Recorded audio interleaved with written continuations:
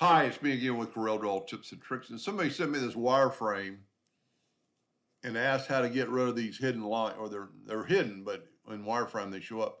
The other day in a video I showed where you could just delete them, but it's only deleting them to the part where there's another line. So if you'll take the shape tool and grab that line, then select that dot, you're deleting the whole line. So it's going through the flower.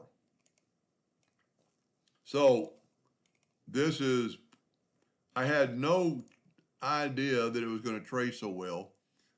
This was the bitmap, and now here's the trace that, so we could see those lines. Let me move this yellow box over.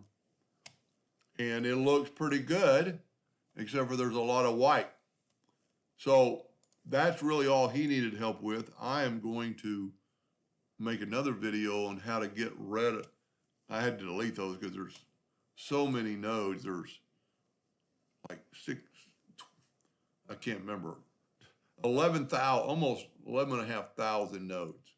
So now we're going to clean this up a little bit because I can't believe that it traced this good. But you can see some gray specks, but the white we need to get rid of for sure. So stay tuned for part 2.